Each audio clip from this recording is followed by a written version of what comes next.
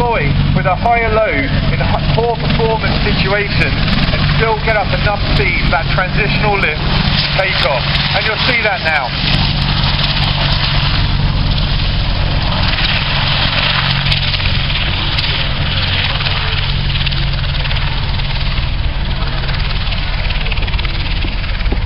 So again, the idea here, similar to fixed wing, is to get enough forward speed going over those main rotor blade heads to give the Apache the lift that it couldn't otherwise generate if it was to go straight to the hover.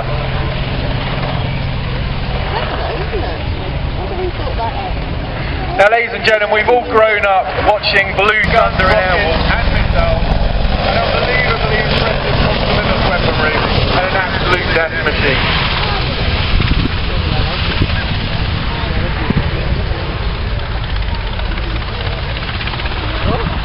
Now if you look to your front now, the crew are going to set up to be running in for forward centre. I want you to see if you can try and keep your eyes on the Apache as it heads off.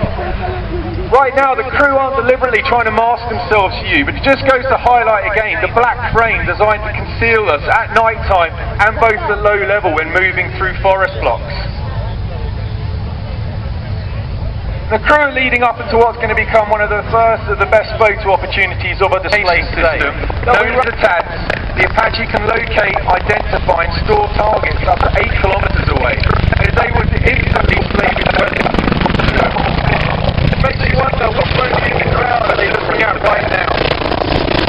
One thing to remember when you see the Apache again is whenever you see it, they've already seen you. With its targeting and acquisition and designation system, known as the TADS, the Apache can locate, identify and store targets up to 8 kilometers away. It's able to instantly slave its weapons to them. Makes you wonder which one of you in the crowd are they looking at right now.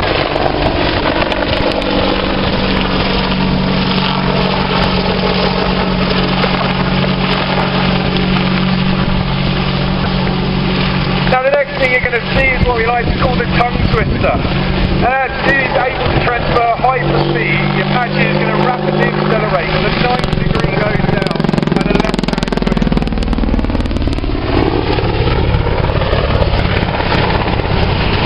The Apache is now heading off to set up for a pedal turn, similar to a stall turn you would see in fixed-wing aircraft. Now the crew displaying today are Warrant Officer Clive Richards and Captain Lily Mead, both Army operational pilots of 653 Squadron based at Watersham Army Flying Station. They returned from Afghanistan this January, as I said, with a flying again in 2013. Now look now you see the performance. Just look now at how close those rotor blades get to the front of the cockpit where Lily's sitting.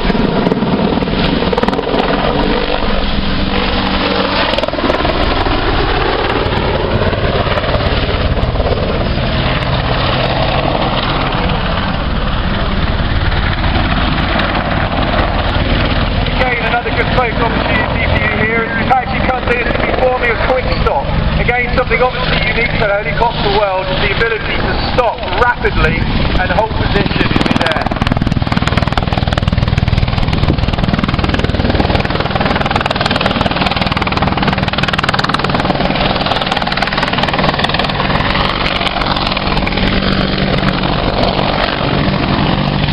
Now again, something completely unique to the helicopter.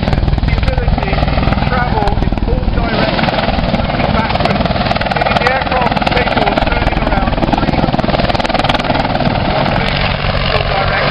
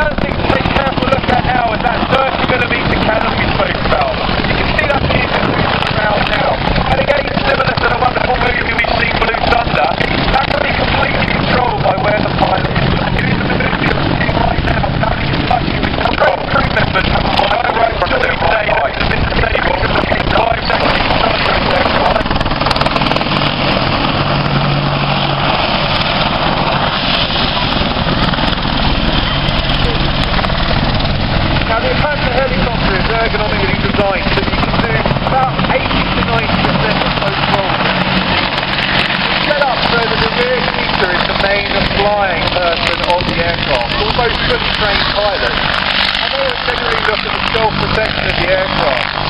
The front seat is mainly the weapons operator. They've got access to both the laser and that CAD system that I spoke about earlier.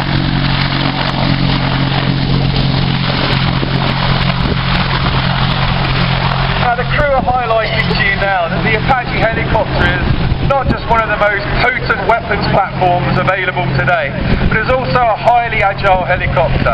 And as you've seen in all the displays today, please remember the easier it looks, the better the pilots are.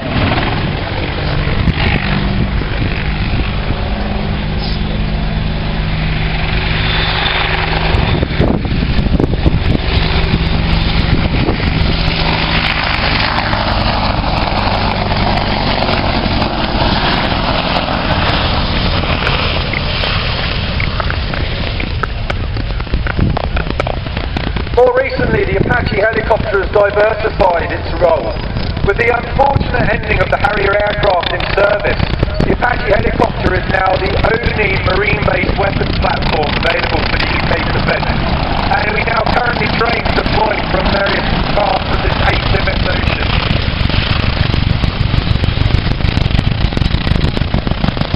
More recently, the Apache helicopter has diversified its role.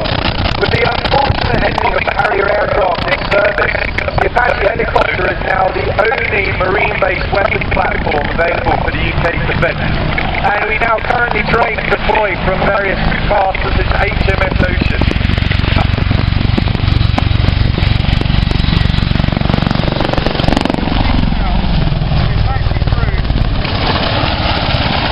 Performing a number of 60-degree angular bank turns at low level.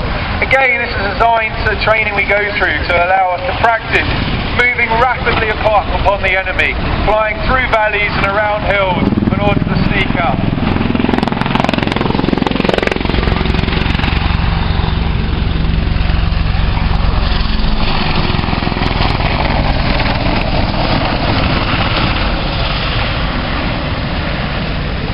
So let's talk about the positioning of equipment on the aircraft.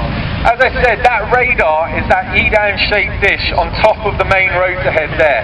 Again, the key point to this means that we can actually come up behind wood blocks and hills in dead ground to the enemy, and we only need to lift enough of the aircraft in sight for the FCR, that radar there, so we can look out and identify all the targets for us.